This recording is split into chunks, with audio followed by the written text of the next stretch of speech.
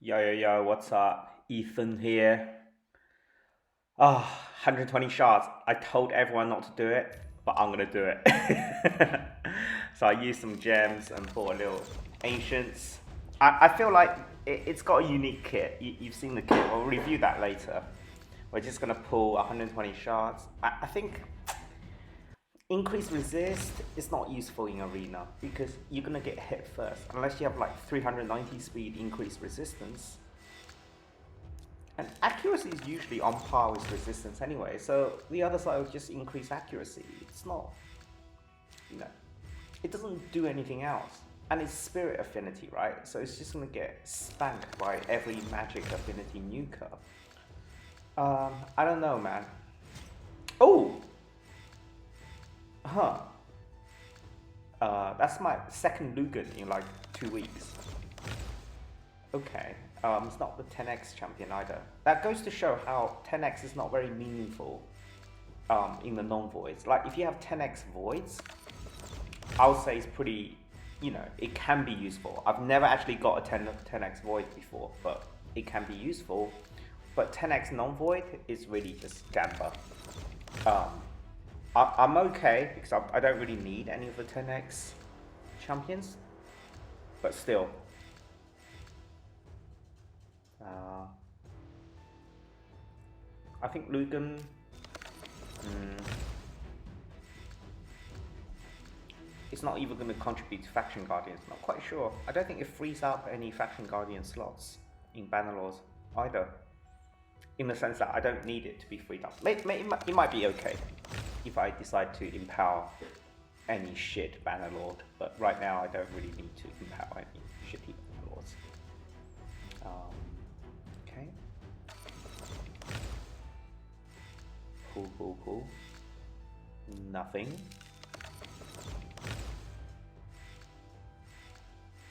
Gory is one of the newer epic thingamajigs, right? Shadow King. Okay, so we're coming up to 120 now, and it becomes that. And let's pick up all the summoning rewards. And then we can go and have a look at the kit. Wow. Yeah, could have summoned a lot more, I guess. Was Plarium's Hope. Wrath Matab. Tax one enemy. Okay. Increase resist, reflect damage. Yeah, it's not brilliant. I think some people were like, they like the A1 just to lock skills, but it's conditional on the enemy having less than half the health, right? So you've already won by then, or close to winning, or it's 50% chance, which is not brilliant. So we're just gonna do a bit of arena. This is the only thing in the game that vaguely is interesting. Oh, I started doing like optimizing Doomtown hard.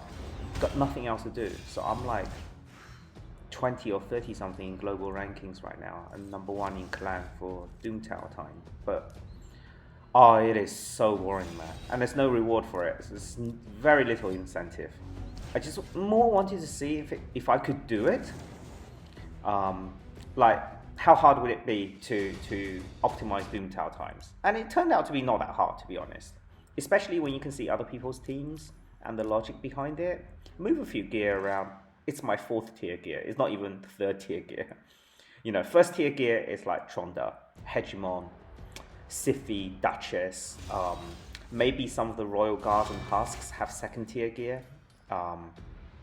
3rd tier gear is for like, 2nd tier gear also is like Yannicka and alternative affinity nukers.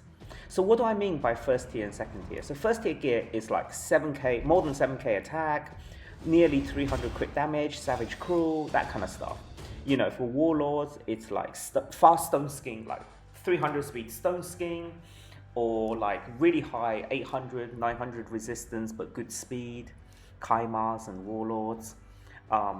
For immunity speed, it's like 340 immunity speed. That's 1st tier gear. 2nd tier gear is like 6k attack, 230, 250 crit damage, savage cruel. Good enough, but you know, but quite a bit of distance away. Third tier would be like 5k attack, really gold for kind of standard, you know, 230, 250 crit damage, but still savage, but maybe not the cruel part. That's third tier. Fourth tier is like savage but shit stats, maybe not even crit capped, or like crit capped, good stats, but not even savage or cruel, just random, you know, gear pieces. Speed would be really low, and HP and defense and accuracy not tuned. So that's fourth tier. So I found that if you're just using fourth tier gear, you could do quite well in Doom Tower. You're not gonna be like top 10, but you can be like top 50 in global rankings, I think. But you need the right champions as well. And I don't have all the right champions. Like I saw a lot of people using Venom Mage, which actually looks amazing. Actually, when I saw her kit, it looks amazing. So maybe for a future CVC, I might get Venom Mage up because it seems to be pretty useful. Yeah, it's high resistance though, so bought the wrong bomb champion, haven't I? But I couldn't have known that. Like a high resist stone skin. I guess it makes sense. Necrot. It makes sense. I guess what I'm trying to do now. But it's easily countered by Astra, right? So, and Astra is more likely to be. But you don't know who's going to be in Stone Skin and how many, so you might not bring Astra either. Yeah, this fight's going to take more than a minute and a half, I reckon. Oh, so boring. I mean, this is good damage on the A1. Like, that's a good solid 33k there.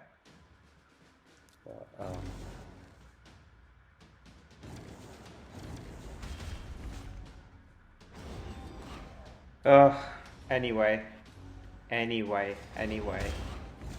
Another 120 shards lost, wasted.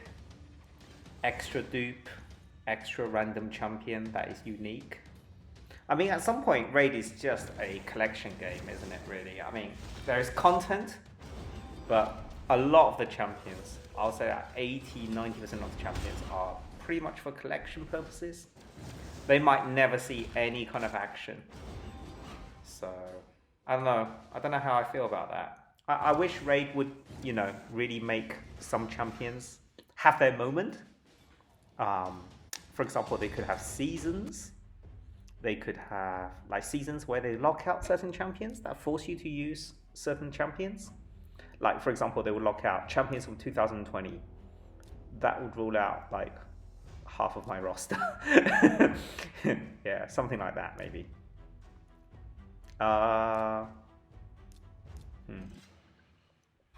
This is like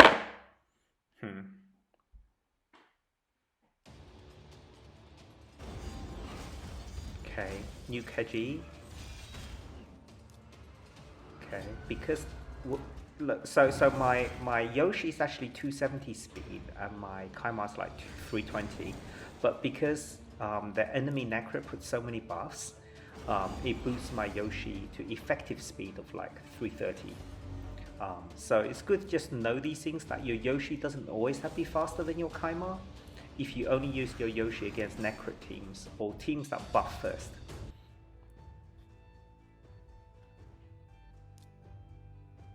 The biggest problem with Yoshi is not the speed.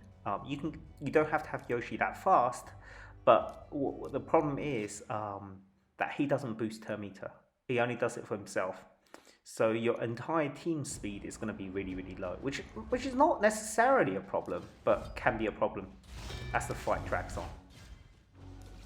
Oh, that's not good. Hang on. Oh, thanks. So, okay. Then Mithrala needs to be faster, so the city doesn't. Yeah. Anyway. Yeah. It's a bit lucky there. I don't know, can I kill them without the defense down? Hard to say. Maybe. It is a Trunda after all.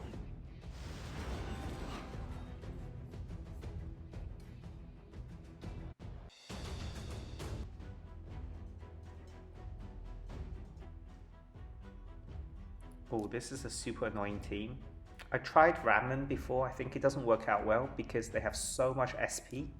So your idea was to kill them, and then the Ramen would block their passives. But if they have so much SP gear, then you know you're not really blocking anything because they're not dying. But if you, so I'm just gonna Warlord them. But if you do Lydia block revive, again the same problem. They're not dead, so you're not really blocking anything. And they're pretty reaction heavy, I think. I was just using the A2 to Tesla. It's just reaction gear, reaction SP, 2 Siphi, 2 Torming, Storting, really. Pretty annoying actually. Okay. Yeah, just have to nuke after they've had their turns, but block out their turns because otherwise they could do, they could do some damage if you don't Warlord them. I think this is probably the best team to beat this team, really. You could do block buffs and Ramen, but then you still need a Siphi up front or some kind of fast Duchess up front, and you still need to nuke. So you're rapidly running out of, utilities there. Like maybe something like a Tuha Anarak would be pretty good instead.